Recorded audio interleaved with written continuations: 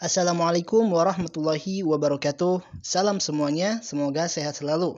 Insya Allah selama beberapa menit ke depan kita akan melaksanakan pembelajaran berbasis digital mata pelajaran fikih.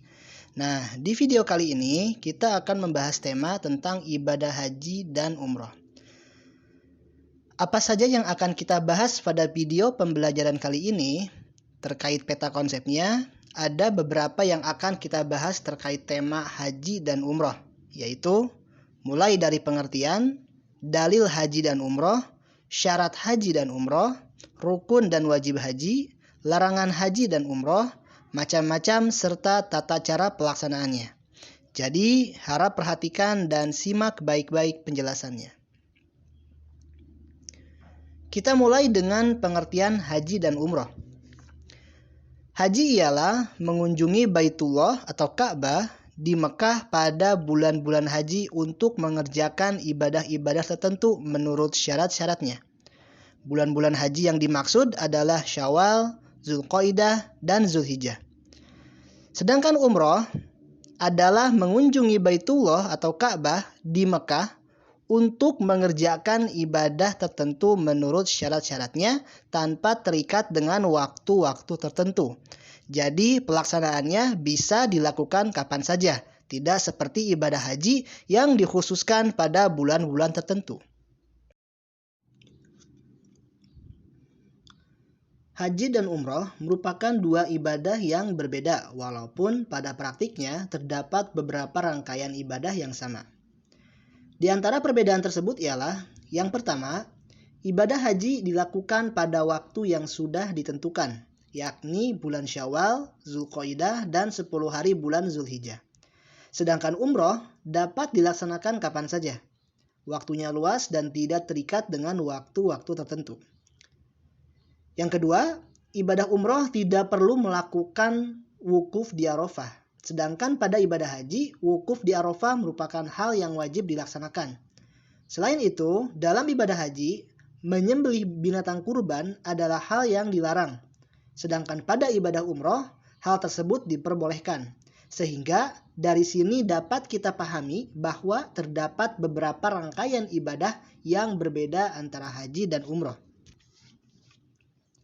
Lalu apa saja syarat-syarat haji dan umroh? Yang pertama, orang yang akan melaksanakan haji dan umroh haruslah beragama Islam. Yang kedua, baligh atau dewasa, sehingga jika seorang anak kecil yang belum baligh pergi haji, maka harus mengulang lagi ketika dewasa nanti, karena belum dibebankan kewajiban haji. Syarat yang ketiga adalah merdeka dan berakal sehat. Artinya, haji dan umroh hanya dikhususkan bagi mereka yang sehat akalnya atau tidak gila. Syarat selanjutnya yaitu orang yang pergi haji ataupun umroh harus dalam keadaan mampu. Mampu yang dimaksud di sini adalah mampu meliputi 5 hal berikut, yakni sanggup mendapatkan perbekalan, memperoleh akses transportasi, sehat jasmani dan rohani, perjalanan yang ditempuh aman, dan keluarga yang ditinggalkan terjamin kehidupannya ketika melaksanakan haji. Syarat yang terakhir yaitu mengetahui pengetahuan tentang haji. Jadi, orang yang melaksanakan haji harus punya pengetahuan tentang haji. Itulah kenapa di negara kita, sebelum melaksanakan pemberangkatan haji, selalu diadakan kegiatan manasik haji.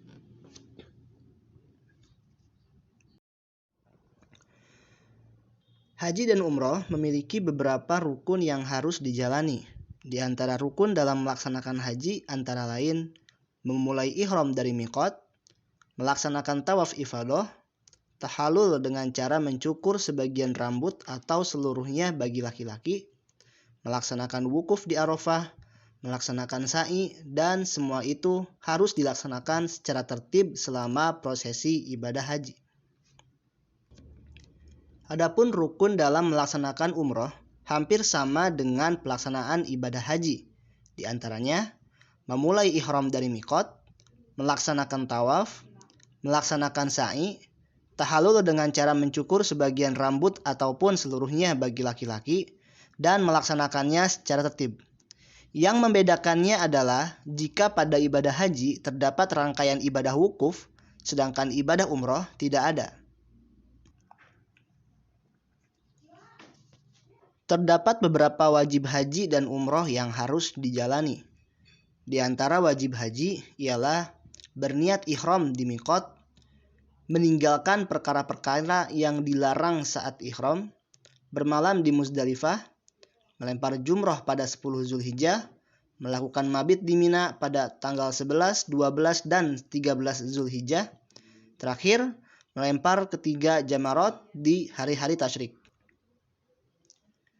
Adapun wajib umroh antara lain berniat di miqat serta meninggalkan segala hal yang dilarang saat ihram. Dalam pelaksanaan ibadah haji dan umroh, terdapat beberapa ketentuan yang wajib dihindari saat prosesi ibadah dilaksanakan. Hal ini karena pelaksanaan ibadah haji maupun umroh merupakan prosesi ibadah yang sakral yang harus dilaksanakan dengan sungguh-sungguh. Di antara larangan-larangan tersebut antara lain, yang pertama, melakukan jima atau berhubungan suami istri. Ini merupakan hal yang dilarang untuk dilakukan saat melaksanakan ibadah haji maupun umroh. Yang kedua, meninggalkan salah satu rukun haji atau umroh. Karena jika salah satu rukun ditinggalkan, maka haji atau umrohnya menjadi batal. Yang ketiga, saat melaksanakan haji ataupun umroh, jemaah laki-laki tidak diperkenankan untuk mengenakan pakaian yang berjahit. Selain itu, penutup kepala seperti peci, topi, dan sebagainya juga tidak diperbolehkan. Selanjutnya, bagi jemaah perempuan, saat prosesi ibadah haji berlangsung, tidak diperkenankan untuk menutup wajahnya, baik dengan cadar maupun semisalnya, dan juga tidak diperkenankan untuk menutup kedua telapak tangannya. Bagi wanita juga tidak diperbolehkan untuk memakai parfum atau wangi-wangian. Begitu juga tidak diperbolehkan untuk mengenakan minyak rambut.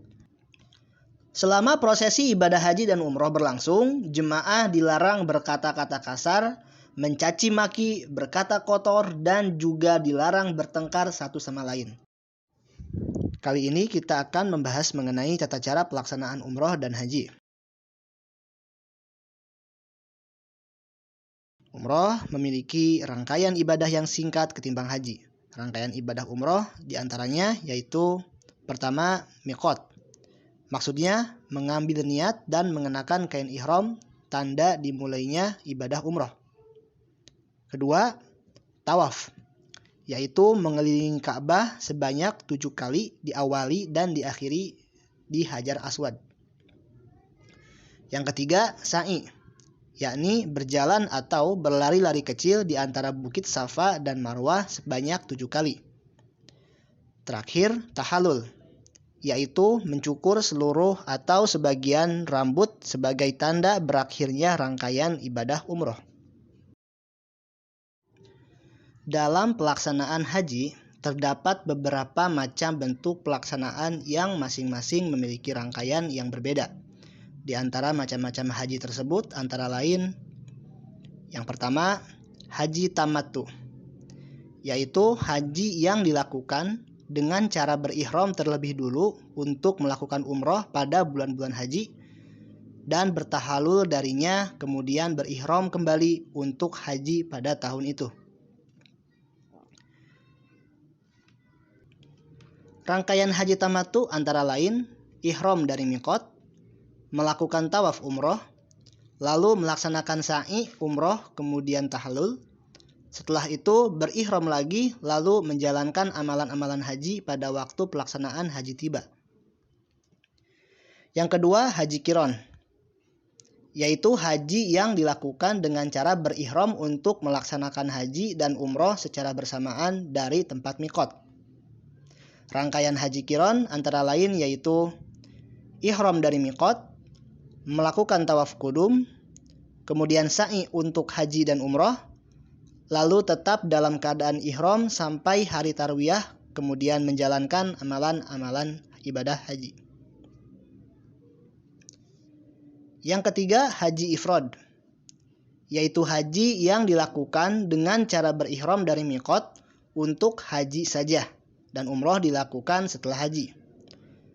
Tata cara pelaksanaannya yaitu jemaah berihram dari miqat dan tetap dalam keadaan berihram hingga 10 Zulhijjah.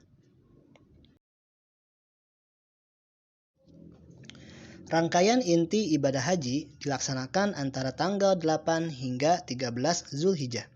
Pada tanggal 8 Zulhijjah, para jemaah dari berbagai negara memadati Mina untuk memulai prosesi ibadah haji. Terdapat beberapa ritual ibadah yang harus dijalani oleh para jemaah. Kali ini, kita akan mempelajari secara sederhana mengenai rangkaian prosesi ibadah haji dari mulai ihram hingga selesai. Pertama-tama, jemaah haji melakukan ihram dari tempat miqat masing-masing. Bagi jemaah haji qiron, keberangkatan dimulai dari miqat ke Masjidil Haram, lalu melaksanakan tawaf kudum, sa'i haji, dan umroh. Bagi jemaah haji ifrad, di Masjidil Haram mereka harus melaksanakan sa'i haji terlebih dulu. Adapun bagi jemaah haji tamattu, dari tempat miqat langsung berangkat ke Mina pada tanggal 8 Zulhijjah. Seluruh jemaah haji berangkat menuju Mina untuk bermalam di sana dari mulai duha tanggal 8 Zulhijjah sampai matahari terbit di tanggal 9 Zulhijjah. Pada tanggal 9 Zulhijjah, jemaah haji berangkat menuju Arafah pada waktu duha untuk melaksanakan prosesi ibadah wukuf. Jemaah haji melaksanakan wukuf di Arafah pada tanggal 9 Zulhijjah sampai matahari tenggelam di tanggal 10 Zulhijjah. Kemudian berangkat menuju Muzdalifah untuk melaksanakan mabit dari malam 10 Zulhijjah sampai waktu subuh. Selanjutnya, jemaah haji meninggalkan Muzdalifah dan berangkat ke Mina sebelum matahari terbit. Setelah di Mina, jemaah haji lalu melaksanakan berbagai prosesi ibadah, yaitu jumroh aqobah, tawaf ifadah, sa'i haji bagi jemaah haji tamattu, menyembelih hadyu, dan tahallul awal. Setelah tahallul awal, jemaah haji bermalam lagi di Mina pada hari-hari tasyrik, yakni 11, 12, dan 13 Zulhijjah. Di hari-hari tasyrik, jemaah haji melaksanakan prosesi ibadah haji lainnya, yaitu melempar jumroh ula, wusto, dan aqobah, tahallul, lalu diakhiri dengan tawaf wada. Dengan begitu, berakhirlah seluruh rangkaian kegiatan ibadah haji. Demikian video pembelajaran kali ini. Apabila ada yang kurang dipahami, silakan kalian mempelajarinya kembali melalui sumber-sumber belajar lainnya. Semoga melalui video ini kita dapat menambah ilmu dan wawasan terkait amal ibadah haji dan umroh, serta dapat mengamalkannya suatu saat nanti. Kami ucapkan terima kasih. Wassalamualaikum warahmatullahi wabarakatuh.